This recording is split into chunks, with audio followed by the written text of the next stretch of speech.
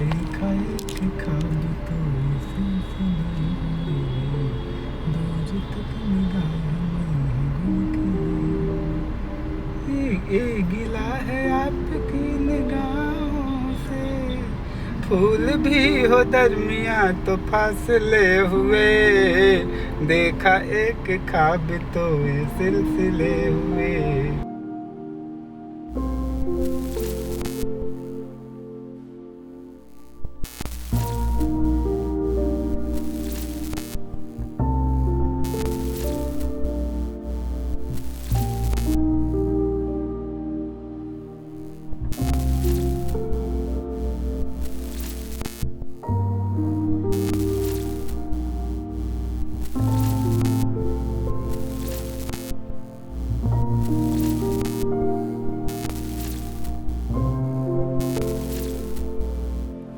देखा एक ख्वाब तो ये सिलसिले हुए।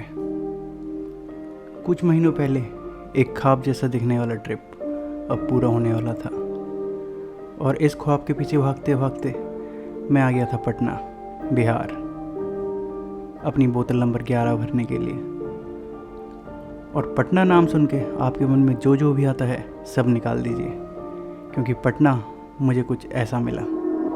We head for the sky, it's alright. Our wings wouldn't fly, it's alright. If we are crashing down again, pieces of love, it's alright. Scattered in mud, it's alright. You're giving me a lie again. And tell me what you want, this time I won't take it to the heart, 'cause I know we won't make it out. I've heard it all before.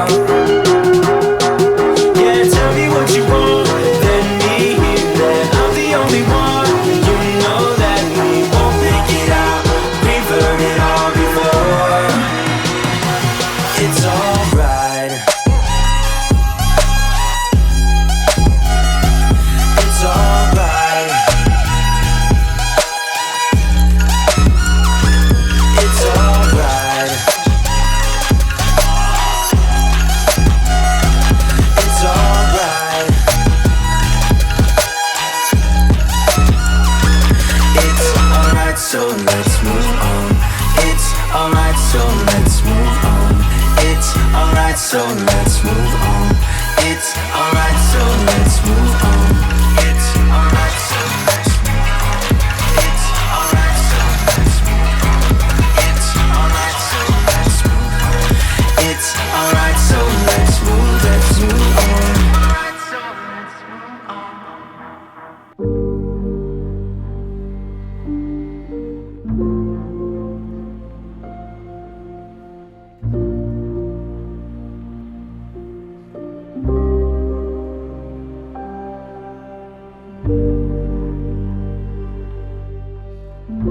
Patna से अपनी बोतल में पानी भरते time एक बात पता चली कि अब तक गंगा का पानी बहुत गंदा हो चुका था। एक एक करके मेरे पास 11 जगह का पानी आ चुका था, और अगला पड़ाव था कोलकाता। लेकिन कोलकाता जाने से पहले मैंने डिसाइड किया एक छोटा सा डिटूर करने का, और निकला बोध गया के लिए।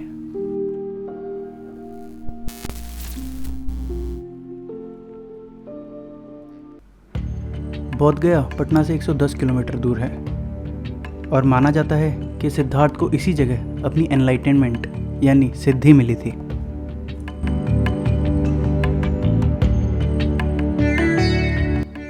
महाबोधि टेम्पल यहाँ का एक सबसे फेमस टेम्पल है, और एक यूनेस्को वर्ल्ड हेरिटेज साइट भी।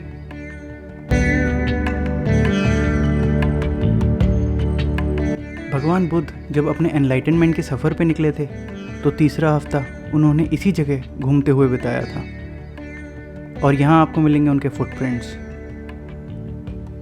जिनकी लोग आज भी पूजा करते हैं और उन फुटप्रिंट्स के सामने बैठ के मेडिटेट करते हैं। उसके बाद हमें मिला बोधि वृक्ष, जो हमें बहुत सारे पोस्टर्स में भी देखने को मिलता है। इसी पेड़ के नीचे मेडिटेशन करते वक्त भगवान बुद्ध को अपनी एनलाइटनमेंट मिली थी।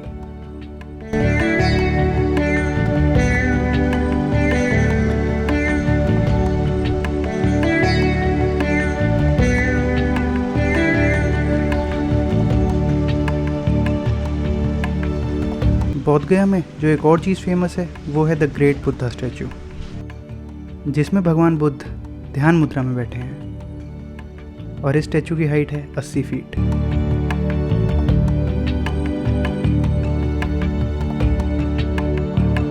बोधगया घूमने के बाद अगले दिन मैं निकला कलकत्ता के लिए, जो था 475 किलोमीटर दूर, और 9 घंटे की लंबी ड्राइव करने के बाद मैं पहुंचा the city of Joy and yellow taxi, Kolkata.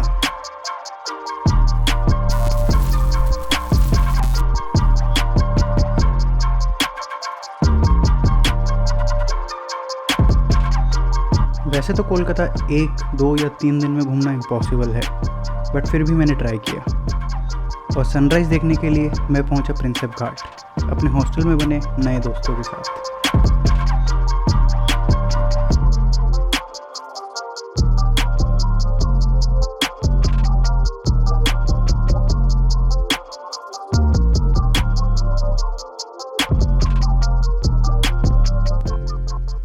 Prinsep घाट घूमने के बाद अगला स्टॉप था इंडियन कॉफ़ी हाउस, जो फेमस था इस बात के लिए कि मन्ना डे जैसे लेजेंड म्यूजिशियंस यहाँ आके लिरिक्स लिखते थे। कॉफ़ी हाउस में टेबल ना मिलने के बाद हम निकले कोना दुकान, जो ऑब्वियसली फेमस थी कोने पे होने के लिए।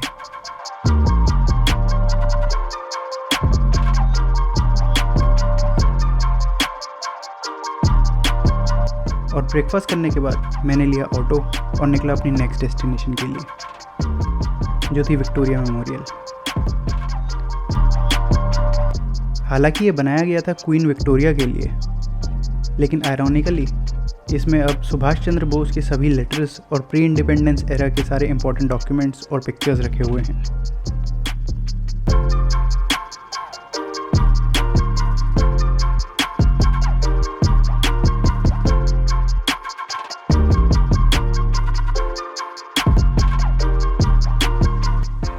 कोलकाता गए थे तो ट्राम में बैठना तो मैंडेटरी था ही, जिसमें था फ्री इंटरनेट और बुक्स।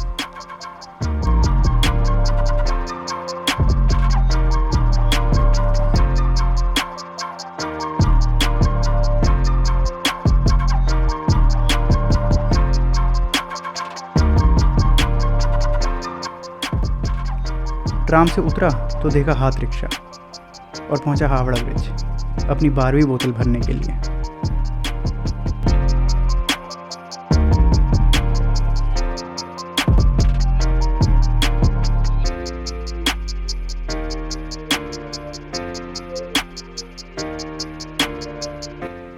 तो ये था कोलकाता एक दिन में। ऑब्वियसली मैंने बहुत सारी जगह मिस कर दी, लेकिन मुझे अगले दिन निकलना था अपनी फाइनल डेस्टिनेशन के लिए, गंगा सागर। गंगा सागर जाने के लिए कोलकाता से जाना था काकद्वीप, जो था 90 किलोमीटर।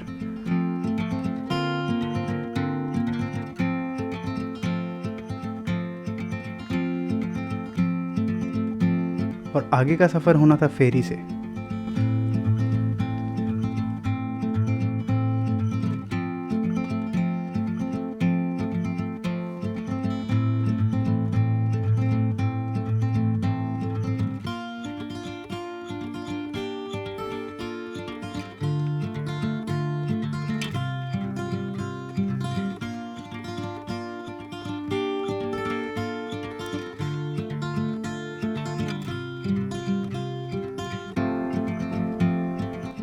फेरी से गंगा सागर पहुंचने के बाद मैंने करी एक private taxi.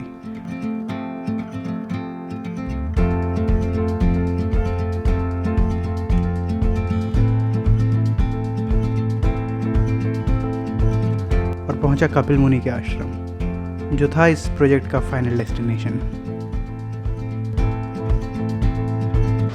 So I started off from Delhi, went to Gangotri, did a trek of 20 kilometers, 40 kilometers in total. Came back to Gangotri, Uttarkashi, Harshil, Chopta, Rishikesh, Haridwar, Farrukhabad, Kanpur, Allahabad, Patna, Dhanbad, Kolkata And finally, I am here at Ganga Sagar. I'm really proud of myself doing this. So कहानी का सार यही है, कवि यही कहना चाहता है कि be a little bit more crazy, and if make some sense, or even if it doesn't, just go for it. And now I'll just fill up the last bottle of my project right here from Ganga Sagar.